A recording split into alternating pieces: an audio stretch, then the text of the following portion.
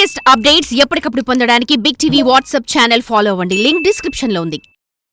నా ప్రశ్న ఏంటంటే, నాకు వ్యక్తిగతంగా నేను పగటి కంటే బాగా రాత్రి పని చేయగలనని అనిపిస్తుంది. అలాగని నేను నా జీవ గడియారాన్ని మార్చేసుకున్నానని పగలు పడుకుంటానని కాదు. కానీ అప్పుడే నేను బాగా పనిచేస్తాను. చదువు విషయం ఒక్కటే కాదు, వేరే విషయాల్లో కూడా అంతే. నేను రాత్రి ఎక్కువ సమర్థవంతంగా పనిచేయగలనని అనిపిస్తుంది. ఇలా ఎందుకుంది? అంటే బహుశా మీరు తప్పు ప్రదేశంలో ఉన్నారేమో.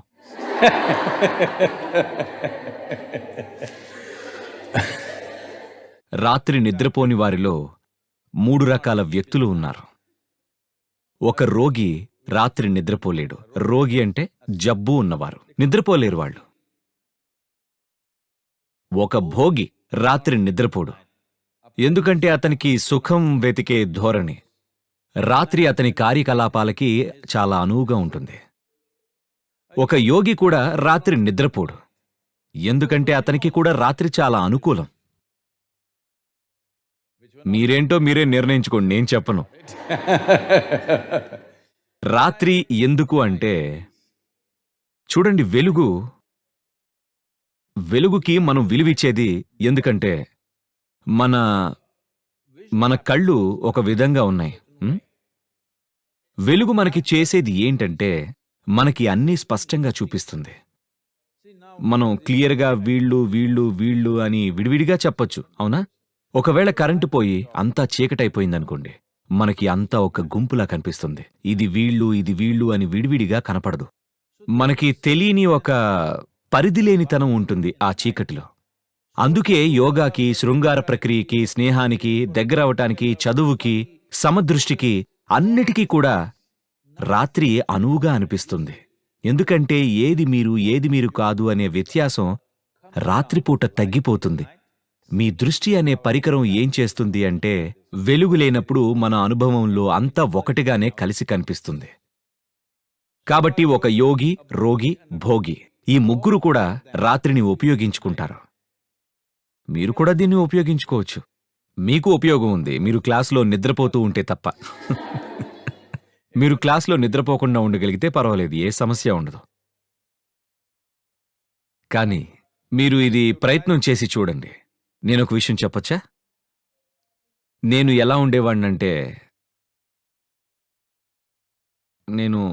నేను నిద్రపోతే గనుక పొద్దున్న మామూలుగా నాకు స్కూలు ఉదయం 8:30కి ఉండేది. 6:30 నుంచి మా అమ్మగారు, అక్క నన్ను లేపుతూ ఉండేవారు. అది క్రమక్రమంగా పెరిగేది. అన్నీ చేసేవారు. నన్ను పట్టుకుని కూర్చోబెడితే వచ్చి నా చేతులు తిప్పి నా చెవుల్లో గిలిగింతలు పెడతారు. మా అమ్మగారు నెమ్మదిగా ఊపుతారు, మా అక్క గట్టిగా ఊపేవారు. అయినా సరే నేను తర్వాత వాళ్ళు నన్ను లాక్కుపోయి నోట్లో పేస్ట్ వేసిన బ్రష్ పెడితే అది నోట్లో పెట్టుకొని ఇలా, మా అమ్మగారు నాకు బట్టలిచ్చి బాత్రూంలో తోసి టైం అయిపోయింది స్నానం చేయని పంపితే నేను బాత్రూంలోకి వెళ్ళి నిద్రపోయేవాడిని. నన్ను ఎవరూ లేపలేదనుకోండి, అలా 1 గంట 2 దాకా అలా పడుకుని ఉండేవాడిని, ఒక రాయిలాగా. అటూ ఇటూ కదలడం ఉండదు, చచ్చినట్టు పడి ఉండడమే. కానీ నేను 12 ఏళ్ల వయసులో యోగా ప్రాక్టీస్ చేశాను. ఆ తర్వాత ఒక 8-9 నెలలకేమో నేను ఎక్కడున్నా సరే, ఈ రోజుకి కూడా ఏ టైం జోన్లో ఉన్నా సరే, నేను ఒక్కొక్క రోజు ఒక్కొక్క కాలమానంలో ఉంటాను. కానీ ఉదయం 3:30, 3:30కి మాత్రం నాకు మెలకువ వచ్చేస్తుంది. ఆ సమయంలో ప్రకృతిలో కొన్ని మార్పులు జరుగుతాయి, దాంతో నాకు మెలకువ వచ్చేస్తుంది. అప్పుడు నాకు కావాలంటే నేను లేచి నచ్చిన పని చేసుకోవచ్చు, లేదా మరి కాసేపు పడుకోవచ్చు. కానీ నాకు మెలకువ మాత్రం వచ్చేస్తుంది. కాబట్టి మీరు మీ వ్యవస్థలో ఒక సున్నితత్వాన్ని తీసుకురావాలి. అంటే మీరు ఈ భూమి నుంచి వచ్చినవారే, అవునా కాదా? మనుషులు వాళ్ల గురించి వాళ్ళు ఏ చెత్త ఊహించుకున్నా సరే, మనం ఈ భూమి మీద ఒక చిన్న తునక మాత్రమే. వస్తాయి చూడండి కంప్యూటర్ మీద చిన్న పాపప్స్, పాప్ పాప్. ఈరోజు ఉంటాం, రేపు పోతాం. అలా అంటే మీకు నమ్మకం ఉండదు. నేనా పోయేది అంటారు. అవునయ్యా, పోతావు. లెక్కలేనంత మంది వచ్చారు ఈ భూమి మీదకి, ఎంతో మంది వచ్చారు. కానీ ఇప్పుడు వాళ్ళందరూ ఎక్కడున్నారు? ఎవ్వరూ లేరు, ఒక్క ఆనవాలు కూడా లేదు, అంతా మట్టయిపోయారు, అవునా? వాళ్ళందరూ పాపప్స్ కదా? మీరు కూడా పాపప్సే. పుడతారు, పోతారు. మీరు అనుకోవచ్చు మీది గొప్ప జీవితం అని, కానీ ఈ భూమికి సంబంధించినంత వరకు తన మట్టిని తాను రీసైకిల్ చేసుకుంటుంది. అవును, అది మిమ్మల్ని పైకి విసురుతుంది, కిందకి లాక్కుంటుంది, మళ్ళీ విసురుతుంది, మళ్ళీ లాక్కుంటుంది. కాబట్టి ఈ చిన్ని పుట్టుకలో ముఖ్యమైనది, అతి ముఖ్యమైన విషయం ఏంటి అంటే, మీలో మీరు ఒక సున్నితత్వం తెచ్చుకోవాలి. ఆ సున్నితత్వం ఎలా ఉండాలంటే, జీవితంలోని ప్రతి పార్శ్వం మీకు అనుభవంలోకి రావాలి. మీరు చనిపోయే లోపు ఈ జీవితాన్ని మీరు అవకాశం ఉన్నంత వరకు పూర్తిగా అనుభవం చెందడం ముఖ్యం కాదా చెప్పండి? ఏమండి?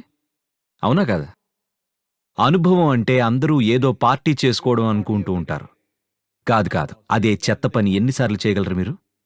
మనిషి జీవితంలో శోధించడానికి మరెంతో ఉంది. మీరు కాస్త సున్నితంగా అవ్వాలి.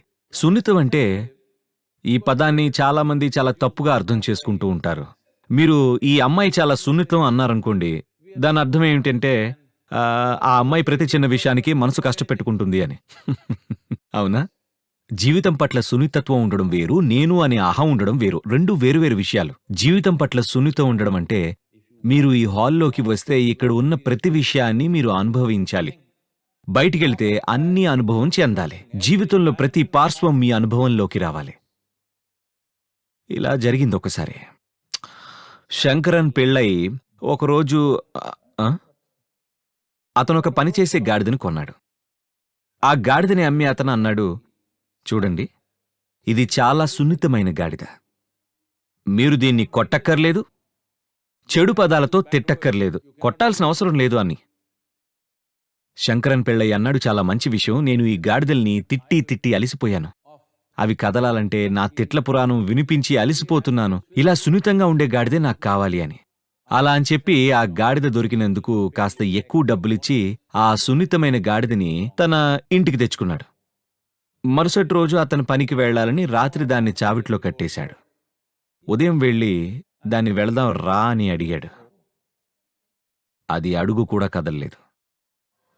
He said, please, let us go.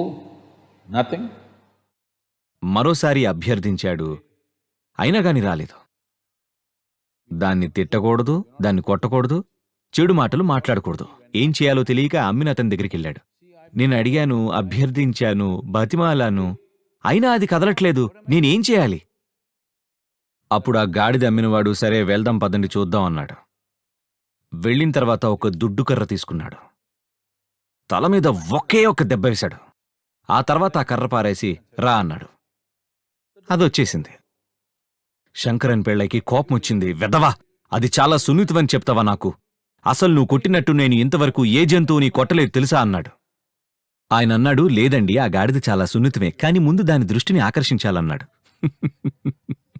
కాబట్టి సున్నితత్వం పెంపొందించుకోవడం అంటే, మీరిక్కడ కూర్చొని కళ్ళు మూసుకుంటే ఇవాళ చంద్రుడు ఎలా ఉన్నాడో మీకు తెలిసిపోవాలి మీకు. ఎందుకంటే ఇదంతా మీ శరీరంలో జరుగుతూ ఉంటుంది. ప్రతిరోజు మీ వ్యవస్థలో ఇది నడుస్తోంది. పౌర్ణమి కాని అమావాస్య కాని అయినప్పుడు సముద్రాలు ఉప్పొంగడం మీరు చూస్తుంటారు కదా, పెద్ద అలలు వస్తాయి కదా. మీరు ఎప్పుడైనా సముద్రాల దగ్గరికి వెళ్ళి చూశారా? సముద్రపు అలలు వస్తాయి కదా. సముద్రం అంతా ఉప్పొంగి పైకి రావాలని చూస్తుంది. మీ శరీరంలో 72% నీరే. మరి మీలో ఏది ఎగసిపడదనుకుంటున్నారా? జరుగుతుంది. ఆ సూర్యుడు, చంద్రుడు లాంటి ఎన్నో ఖగోళ వస్తువుల ప్రభావం మీపై ఉన్నప్పుడు మీరు జీవితం పట్ల సున్నితత్వంతో ఉండాలి. మీకు మీ జీవితంలోని ప్రతి పార్శ్వాన్ని సమర్థవంతంగా నిర్వహించడం వస్తుంది. మీరు అహాన్ని గుర్తించకండి. మీరు సంఘం పట్ల సున్నితంగా ఉండకండి. జీవితం పట్ల మీరు సున్నితంగా ఉండండి చాలు. మీరు ఈ జీవితానికి నిరంతరం ఏం జరుగుతుందో మీకు తెలిస్తే మీ జీపీఎస్ ఆన్లో ఉన్నట్టే.